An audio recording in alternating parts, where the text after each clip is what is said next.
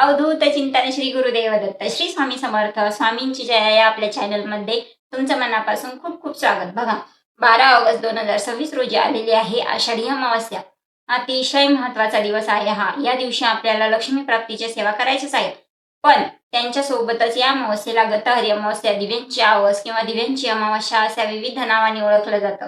आषाढी अमावस्या प्रामुख्याने 3 गोष्टींसाठी खूप महत्वाची असते. पहिली गोष्ट म्हणजे या दिवशी गतहरी अमावस्या असते. याचा अर्थ असा की जे काही घडलं आहे किंवा आपण जे काही चुकीचं खाल्लं असेल त्या सगळ्यांचं या दिवशी हरण करायचं असतं. आपण देवाला वचन देतो की आजपर्यंत माझ्याकडून जे काही चुकीचं घडलंय किंवा जे काही वाईट झालंय ते आता संपणार आहे आणि आजपासून नव्याने काहीतरी चांगलं घडणार आहे. दुसरी महत्वाची गोष्ट म्हणजे हा दिवस पितरांसाठी खूप महत्वाचा मानला जातो. असं म्हणतात की याच दिवशी पितृलोकातून मार्गस्थ होतात आणि आपल्याकडचा मानपान स्वीकारून पुन्हा आपल्या मार्गाला लागतात.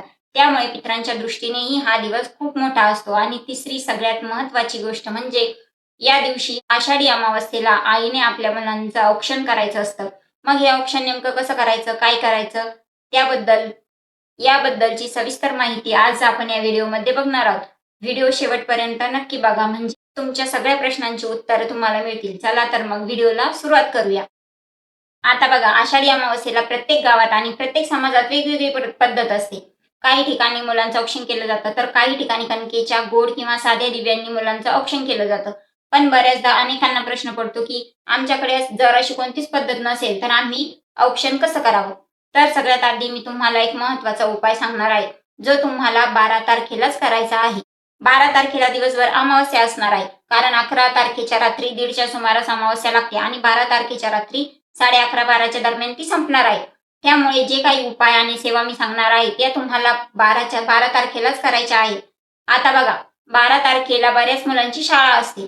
त्यामुळे सकाळी 12च्या आत मुले शाळेत जाण्याच्या आधी तुम्हाला हा उपाय करायचा. तुम्हाला मुलांवर भात उतरवून घ्यायचा आहे. हा उपाय का करावा आणि कसा करावा, तर मासिक धर्म किंवा विटाळ असेल तर आईला ही सेवा करता येणार नाही. अशा वेळी वडिलांनी किंवा आजी आजोबांनी केली तरी चालते. काय करायचंय, एका पातेल्यात थोडासा भात शिजवून घ्या. आता समजा घरात 2 किंवा 3 मुलं असतील तर प्रत्येकासाठी थोडा थोडा भात त्यातून घ्यायचा. लक्षात ठेवा, या भातात अजिबात मीठ टाकायचं नाही, तूप टाकायचं नाही, दही टाकायचं नाही. नुसतं साधं पाणी घालून शिजवलेला भात घ्यायचा आहे. नंतर एखादी वाटी किंवा द्रोण घ्यायचंय आणि मुलांच्या डोक्यापासून पायापर्यंत व्यवस्थित 7 वेळा तो भात उतरवून घ्यायचा आहे.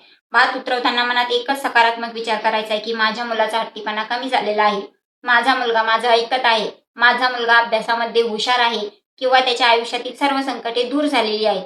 असा सकारात्मक विचार करून मुलांवरून 7 वेळा तो भात उतरवायचा आहे. तो उतरवलेला भात नंतर गच्चीवर, बाल्कनीत किंवा खिडकीत पक्ष्यांना खाण्यासाठी ठेवून द्यायचा आहे. तुमच्याकडे कुठेही ठेवायला जागा नसेल तर किमान एखादा मुका प्राणी खाईल अशा ठिकाणी तो भात ठेवून द्यायचा आहे. हा पहिला उपाय तुम्हाला 12च्या आत करायचा आहे. मुले सकाळी शाळेत जात असतील तर ते जाण्याच्या आधी तुम्हाला हा उतारा करून घ्यायचा आहे. आता प्रश्न येतो की आईनेच मुलांचं औक्षण का करावं. यामागची एक पौराणिक कथा अशी आहे की जेव्हा भगवान श्रीकृष्णांचा जन्म झाला तेव्हा त्यांचे मामा म्हणजेच कंस मामा त्यांना मारण्यासाठी एकानंतर एक राक्षस पाठवायचा. तेव्हा श्रीकृष्णांच्या तेजाने एका विकृत राक्षसाला ठार मारलं होतं आणि तो दिवस म्हणजेच आषाढी अमावस्या होती. त्या दिवशी माता यशोदेने आणि तिथल्या सगळ्या गोपिकांनी भगवान श्रीकृष्णांचं औक्षण केलं होतं की जेणेकरून त्यांच्यातील तेज असंच राहू दे आणि त्यांच्यातील सर्व शत्रूंचा नाश होऊ दे. म्हणूनच आजही आपण मुलांचं औक्षण करतो. आजच्या काळात मुलगा मुलगी असा अजिबात भेदभाव करायचा नाही. तुमच्या घरात लहान मोठी जी पण मुलं मुली असतील त्या सगळ्यांचं औक्षण करायचं आहे.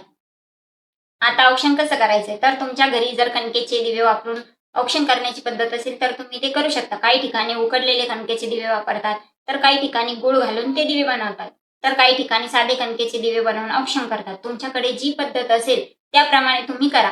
तुमच्याकडे जर कुठलीच पद्धत नसेल तर तुम्ही घरातील साधे वातीची पंथी किंवा त्या दिवशी संध्याकाळी जे दीपपूजन केलेले असतं त्यातलाच एक दिवा घेऊन तुम्ही मुलांचं औक्षण करू शकता.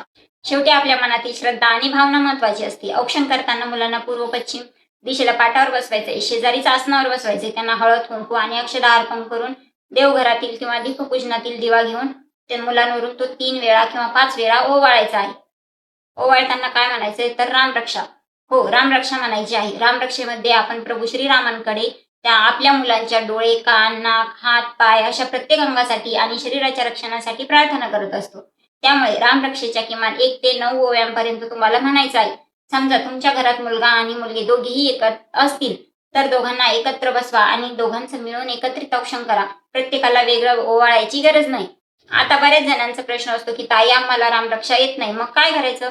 काही हरकत नाही. तुम्हाला मोबाईलवर युट्यूबला रामरक्षा लावून सोडून देऊ शकता आणि त्याप्रमाणे ओवाळू शकता.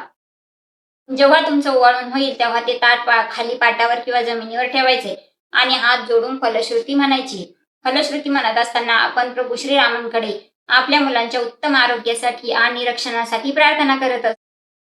शेवटी आईने स्वतः देखील परमेश्वराकडे प्रार्थना करायची की हे देवा, माझ्या मुलांना निरोगी आयुष्य दे, त्यांच्या आयुष्यातील सर्व संकट आणि नकारात्मकता दूर कर, त्यांना चांगलं यश मिळू दे. आता बघा, बऱ्याचदा बऱ्याच जणांची मुलं बाहेर गावी शिकायला किंवा काही कामानिमित्त बाहेर असतात. अशा वेळेस काय करायचंय? तर तुमचा मुलगा किंवा मुलगी ज्या दिशेला राहतात त्या दिशेला तोंड करून तुम्ही मनोभावे औक्षण करू शकता. मनात चांगला विचार आणायचा आहे की माझ्या मुलाच्या आयुष्यात तेजोमय प्रकाश पडू दे, त्यांना सुख शांती लाभू दे. त्यांची भावना, आईची भावना ही सर्वात मोठी शक्ती असते. त्यामुळे दिशेला तोंड करून जरी ओवाळलं तरी त्याचे पूर्ण फळ मिळते. प्रत्येक आईने आपल्या मुलांसाठी हा अत्यंत सोपा आणि महत्वाचा उपाय करायचा आहे आणि औक्षण नक्की करायचे. प्रत्येकाला सुख, समाधान आणि निरोगी आयुष्य लाभो ही स्वामींच्या चरणी प्रार्थना करते आणि आजच्या व्हिडिओमध्ये इथेच थांबते. हा व्हिडिओ तुम्हाला आवडला असेल तर आपल्या चॅनलला लाईक करा आणि जास्तीत जास्त पालकांपर्यंत शेअर करा आणि चॅनलला सबस्क्राईब करायला विसरू नका. भेटूया अशाच एका नवीन माहितीपूर्ण व्हिडिओमध्ये. तोपर्यंत सर्वांना श्री स्वामी समर्थ.